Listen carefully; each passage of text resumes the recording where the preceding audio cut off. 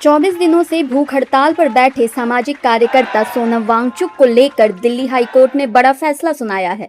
Court ने वांगचुक को सफदरगंज अस्पताल से गुरुग्राम के मेदांता अस्पताल शिफ्ट करने का आदेश दिया है। दिल्ली हाई कोर्ट के मुख्य न्यायाधीश की अध्यक्षता वाली बेंच ने वांगचुक की पत्नी गीतांजलि आंगमो की याचिका पर सुनवाई करते हुए ये आदेश दिया। दिल्ली हाई कोर्ट ने कहा, सोनम वांगचुक को गुरुग्राम के मेदांता अस्पताल में शिफ्ट किया जाए। मेदांता में विशेषज्ञ डॉक्टरों का पैनल बनाकर सोनम का इलाज किया जाए। सभी जांच रिपोर्ट मेदांता अस्पताल के डॉक्टरों को उपलब्ध कराई जाए। सोनम वांगचुक का पूरा मेडिकल रिकॉर्ड साझा किया जाए। दिल्ली हाई कोर्ट के फैसले के बाद सोनम की पत्नी गीतांजलि ने राहत जताई। उन्होंने कहा कि परिवार को सफदरगंज अस्पताल की व्यवस्था पर भरोसा नहीं था। उनका दावा है कि सोनम वांगचुक को अस्पताल में भर्ती करने की जरूरत ही नहीं थी।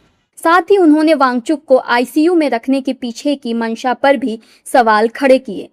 हम बहुत खुश हैं क्योंकि एक रिकॉर्ड टाइम में अखिल सिब्बल और उनकी टीम और बाहुली शर्मा और उनकी टीम ने ये ऑर्डर वो कर पाए। और मैं दिल्ली हाई कोर्ट का भी बहुत शुक्रिया करना चाहूँगी जिन्होंने इस मैटर को फेवरेबली डिस्पोज किया। यहाँ पर हमें बहुत ट्रस्ट डेफिसिट था क्योंकि जिस तरीके से सोनम को लाया गया था वो हॉस्पिटल के लोग नहीं थे, वो पुलिस वर्दी के बिना पुलिस थी और फिर उनको आईसीयू में रखा जिसमें कोई रखने की ज़रूरत नहीं थी।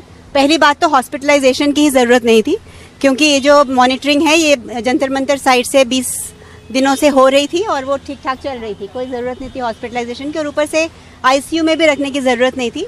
वो सिर्फ इसलिए रखा क्योंकि दुनिया भर में ये रूल है कि आईसीयू में ना पेशेंट और ना पेशेंट को मिलने वाले कोई फ़ोन या इलेक्ट्रॉनिक डिवाइसेस नहीं लेके जा सकते।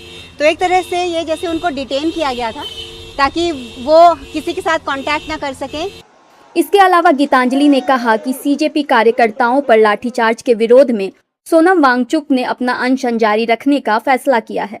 हंगर स्ट्राइक सोनम ने डिसाइड किया है कंटिन्यू रखने का क्योंकि कल जिस क्रूरता और निर्दयता के साथ बच्चों के साथ दुर्व्यवहार किया गया, उनको पीटा गया, लाठीचार्ज किया गया, टीयर गैस डाला गया, तो ये उनके साथ सॉलिडारिटी दिखाते हुए उन्होंने अपना हंगर स्ट्राइक एक्सटेंड किया है कि जब तक इन बच्चों को पार्लियामेंट सुनता नहीं है, स्पेशली येस्टरडे जो इतनी पीसफुल प्रोटेस्ट करने के बाद भी उन पर लाठीचार्ज की तो उन्होंने अपना वो हंगर स्ट्राइक वो ख़त्म करना था, तो उन्होंने एक्सटेंड किया कि जब तक पार्लियामेंट इसका कॉग्निजेंस नहीं लेगा।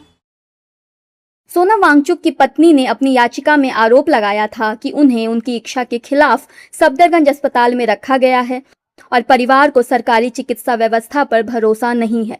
इससे पहले हाई कोर्ट की सिंगल बेंच ने अंतरिम राहत देने से इनकार कर दिया था, लेकिन बाद में डिवीजन बेंच ने मामले की सुनवाई करते हुए वांगचुक को राहत दे दी है।